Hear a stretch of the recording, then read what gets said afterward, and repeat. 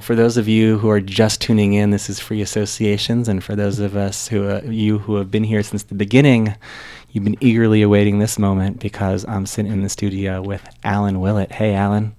Hello, Greg. Alan is a good friend of mine. We co-work together in the same space, and I've had the opportunity to learn a lot about not only what he does, but what he really cares about. And I wanted to have him on the radio today to talk a little bit about that. So, Alan, maybe you can just give us a quick overview of what you do for a living so we can kind of have some context. Oh, okay. I'm known as a paradigm shifter, which means basically I help organizations and individuals think differently at a new level of thinking that leads to better performance and results. So I've been working with companies around the world, including I'm going to be going to South Africa in a few weeks to work with a bunch of companies. I've been working with Mexico and also right here in the United States. Yeah, that's one of the things that I am always interested in hearing about. Like, well, what country are you going to this month, Alan? So when you work with these companies, like, what are you usually brought in to do? Okay. Well, most of the companies I work with are high-tech organizations, and they may have a number of issues that they really want to work on. I find a lot of the root cause of this is really that they have to get a better alignment between leadership and the actual team members. And I often act as a translator between them and help them think differently about the work they're doing so they can reduce the cost of rework or actually just make sure they're building a product that customers are delighted with. Right. So the reason why I really thought it would be a good idea to have you on the program and why you'd be a good fit is because, when I think of this concept of leadership, I feel like there's kind of an old school view of leadership and there's a more modern view. And we've actually talked about that on this program before. I had a gentleman named Al Gonzalez on the program. And it would be really curious just to understand, how would you define leadership? Oh, well, that's a great question. Let's talk about, first, in general, leadership. Are people leaders? My contention is everybody really has some leadership attribute, no matter what person, because a leader, by definition, changes others. And any interaction we have with other people leads to changes, big or small, in that person. You may be surprised about the effect you have on other people, and it's amazing. So what I focus on is really exceptional leadership, which is really a twofold thing to me. First, I really believe the exceptional leader is focused inwardly at a calm pursuit of internal excellence. And the second part of leadership to me is that you're having a positive impact, that you make those around you better. What I like about that first part is it really kind of gets at the leadership by example. By pursuing excellence in everything you do, you create a model of excellence for those around you. Yes, that's correct. Like I said, we do have an impact on others, whether we want to or not. We are role models, if you will, whether we want to be or not. So if you're focused on yourself at improving and really not worrying about perfection, but worrying about, am I learning from my mistakes? Am I getting better? By that calm pursuit within yourself, you have a very calming and positive effect around those that work around you as well. Do you feel that leadership is something that needs to be taught and or learned, or leadership is something that just kind of arises in a situation? Well, one, because we all are affect other people, we do not need training, and some people naturally are better at it than others. But training absolutely helps. I feel like I've learned so much about leaders because I've really dedicated much of my career to learning about leadership and how to do it better. So I've read tons of books. I've worked with thought leaders in the field, and I think that has really helped me as a person, helped me as a parent, and really helps me do my job so much better. So you can study it. You can get better. Yeah, it's interesting. I was an Eagle Scout in the earlier part of my life. Yeah. And through the Boy Scout program, we were offered a lot of leadership training, and opportunities to step into positions of leadership. And I remember that they had entire methodologies based around, like the 8 principles of a great leader, delegation and planning and there's a whole, mindset to effectively leading, especially when you're leading larger and larger groups of people. But I think a lot of us, as in our personal and our professional lives, find ourselves in leadership positions and not necessarily equipped to deal with that responsibility that we've been given. you know. Oh, that is absolutely true. And what's interesting is I really believe in those kind of programs. For example, I actually have a book on my website, The Mindset of Exceptional Leadership, and I have, I believe, 8 key principles there that are a little bit different than. So I was right with 8. I remember believe that it was 8 correctly. if I remember correctly as well. But the thing I talk about also is methodologies are good, but we always have to go beyond the methodology and really use our common sense and judgment, because methodologies can lead us down a wrong path if we're not careful. So. Right, by being overly prescribed or overly process-based, then you might, miss the opportunity to really connect. Right. Sometimes the methodologies become dogma, and the dogma leads to lack of judgment. So we always have to be thinking. I've worked on a number of different teams, some of which have been highly functional from the beginning, others which are highly dysfunctional from the beginning, and some that were transformed and some that never were. What makes the difference between a team that's well led, that really gels together, and a team that just never quite gets it? Leadership. It always comes down to leadership, in my opinion. I really do believe in consensus-based environments. I believe in grassroots efforts, etc. But there has to be leadership that sort of gels a diverse set of personalities, skill sets, ideals, and cultural differences into a unified whole. And there's a number of things that have to happen. But I'll just note 2 of them for now. One is really uniting the group around a common set of goals, a shared purpose that people believe in, and that they all have a personal stake in. Does that make sense, Greg? Yeah, I'm actually really loving that you said that, because it really resonates with a lot of other things that we've talked about on this program, that concept of a sense of purpose, either from an individual perspective or from a shared team perspective. Like when there's a clear purpose that everyone believes in and everyone's excited about, that's when, there's less stress, there's more passion, there's more engagement. Like I just love that idea of finding purpose. Right. And the second thing is, once you give the purpose, then you can give freedom and responsibility to the team. And that is dual, wonderful rocket engines to give them the power to go. Because individuals, especially in the kind of work we do, knowledge workers, we don't want to be prescribed how to get the job done. We have the skills, we have the resources, we have the knowledge. So we can do it. So we don't want to be prescribed by some overall management or methodology, but we also have to take the responsibility to deliver great work. So if the manager, the leader, can give this clear shared purpose, make sure everybody understands their responsibility, then the team will rise to the challenge with the freedom of how to do that work. Right. No, that I think I understand the picture you're painting. It's like when everyone understands, where you're trying to get to, and there's a common vision and, common spirit of this is where we want to be. And probably there's a common understanding of what the deadlines are too, of what the time frame is to get there. But that lack of micromanagement. I'm not going to tell you how to do your job. I'm just going to tell you what the expectations are from as an output. And instead, I'm going to trust that A, you know how to do it, or B, you have all of the intelligence and the creativity to figure out how to take what you know and bridge the gap between what you need to learn or figure out to get there. And trust that if you don't have the skills, that you'll raise your hand and say, I need help. And then the leadership will bring in this mentors, consultants, or training that you need to get that expertise to be able to fulfill the mission.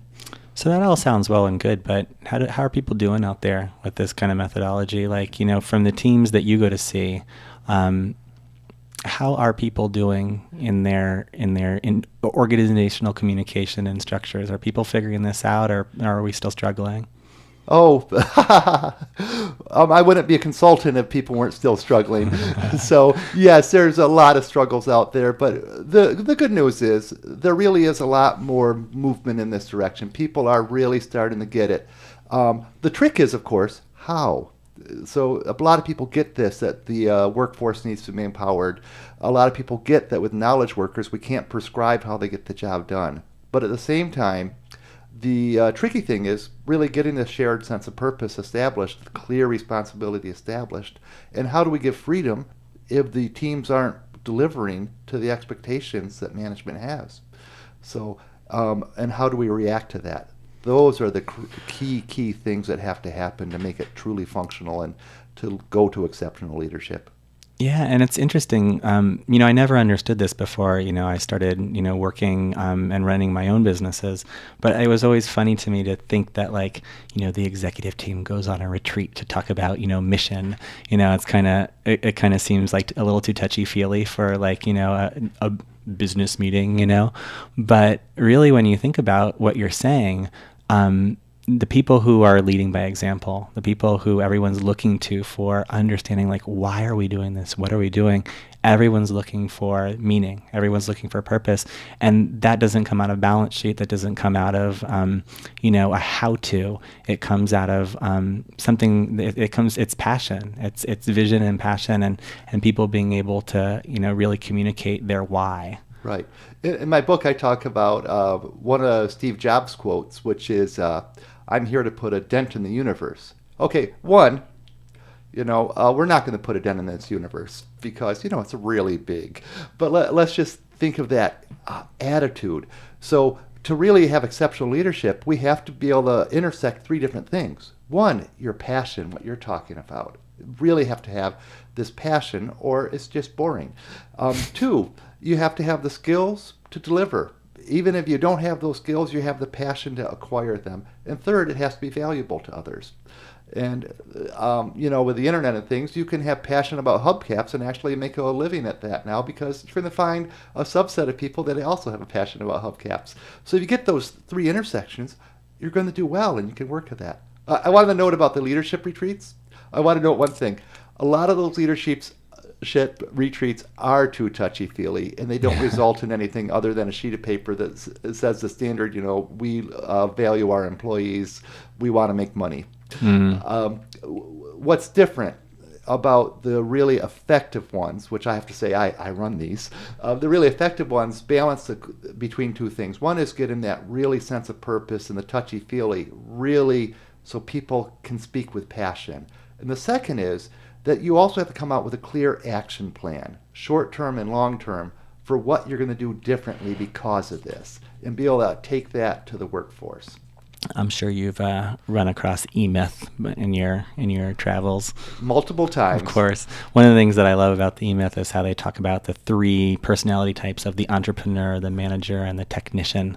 And for those of you out there who are unfamiliar with it, that there are three mindsets that are required for a successful business pursuit. There's the entrepreneurial visionary. What are we doing? How? Why are we doing it? Then there's the manager who looks at the vision and figures out, okay, how do we make that into tasks instead of timeline? And then there's the technician who's actually in charge of doing the work, making the things happen, actuating the plan. And without those three personality types, those can all be present in one person, or they can be present in two people, or they can be present in 200 or to 2,000 to 20,000 people. But without those personality types, a business is doomed. I really hear that in your message as well. Like, you have to have the entrepreneurial vision, but without the managerial, like, okay, how are we going to get it done? And without people to actually, turn the screws, hit the hammers, make the calls, it's just not going to happen. Absolutely. You need to balance all these things. So now we hop from leadership into actually like running a business. I just want to get back to leadership. Leadership, you don't have to have all those skills. Leadership is just simply, in my definition of exceptional leadership, that you're trying to improve yourself and that you make those around you better. And from a business perspective, absolutely, you need to do all those things. And if you don't have those skills or those interests, you get somebody that does. You have to have people that around you that challenge you and bring out the best in you and bring the whole beauty of your talents to those that you serve. Alan, one of the things that I really like about, well, for those who out there, you might not know it, you might not be on Alan's mailing list, but I get a weekly digest of, your inspirational ideas in my inbox every Monday morning.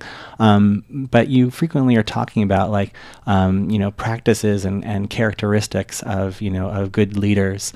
What are some of the things that, that people can do in their daily life to cultivate, stronger leadership?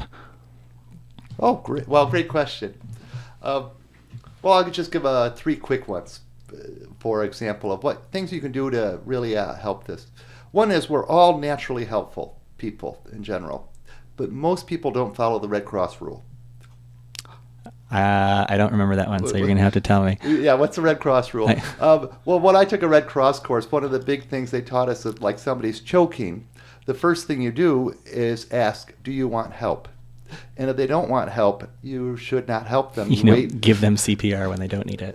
Yes, let them try to solve the problem themselves. So I have learned the Red Cross rule is absolutely critical in leadership in general. You should ask people if they need help. And if they say no, you wait patiently until they say yes. Otherwise, you're just blowing in the wind. A second thing is really forge energizing partnerships. One of the really great things about leadership is it can be a lonely business. So it's really great to actually associate and talk to people that really share your passion for getting better at these things and talking to them not about your day-to-day life, but just also about how do you get better at this. And third, very simply, learn from your mistakes, learn from your successes. I actually think even a 5-minute a day journal is wonderful, where you just note down the wows in the size of your day. And you can look back occasionally and just learn from those patterns. Awesome. Maybe, we have about a minute left here in our interview. Maybe you can tell people a little bit more about how they can learn more about leadership, both through you and potentially other sources that you think might be valuable. Okay. Well, you're always welcome to go to my website that has a lot of free materials, Oxseeker.net. Oxseeker. What is an Oxseeker?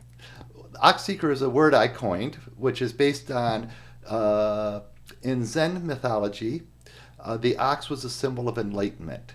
So those that are seeking the ox are seeking enlightenment. Got it. So, and the definition of the word is what I said before. Those that are pursuing the calm pursuit of excellence within, those that generally make those around them better. Awesome. So Oxseeker.net is a great place. And if you look on Amazon, of course, you're going to see thousands of books about leadership, because it's an ancient topic that goes back to some to today. And people write about it all the time. Look for ones that just intrigue you. Anything you read will help you think about this and make you better. Awesome. Well, Alan, I want to thank you for being on the show today to talk about leadership with us. I was great to be here. Thank you, Greg. For those of you who just joined us in the middle of the interview, that was Alan Willett, a leadership consultant. And you are listening to Free Associations. I'm here every Thursday between noon and 1, bringing you modern music as well as important conversations in the areas of personal development, creativity, the life of an artist, all sorts of fun things like that. If you like to learn more about Free Associations, you can find us on Facebook at facebook.com/Free Associations.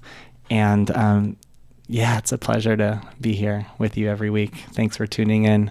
To those of you who tune in every week, thanks for being loyal listeners. And for those of you who might be catching us for the first time, see you next week.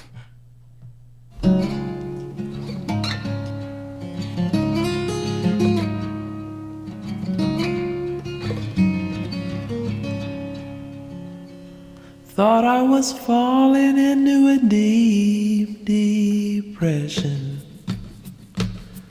thinking all the mystery was all gone, like I was falling into the deep of a Grand Canyon.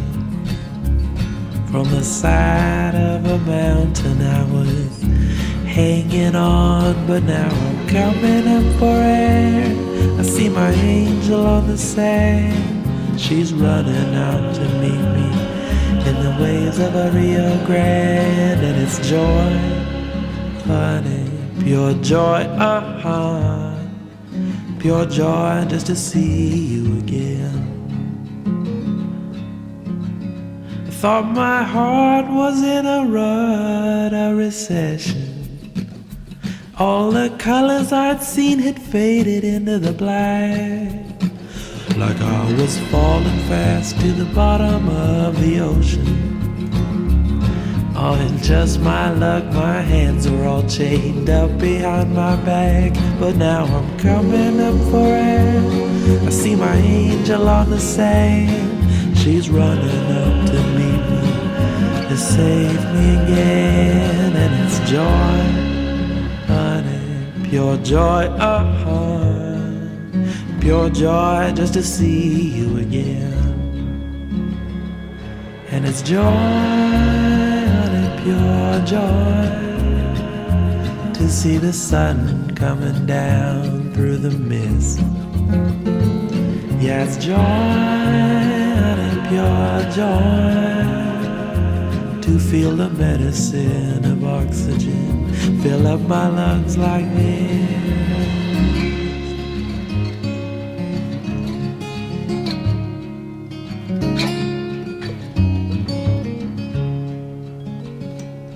And it's joy, and pure joy to feel the strength of your kiss against my lips. Yeah, it's joy, and pure joy. Ain't no other way to say just what this feeling is. Pure joy, pure joy.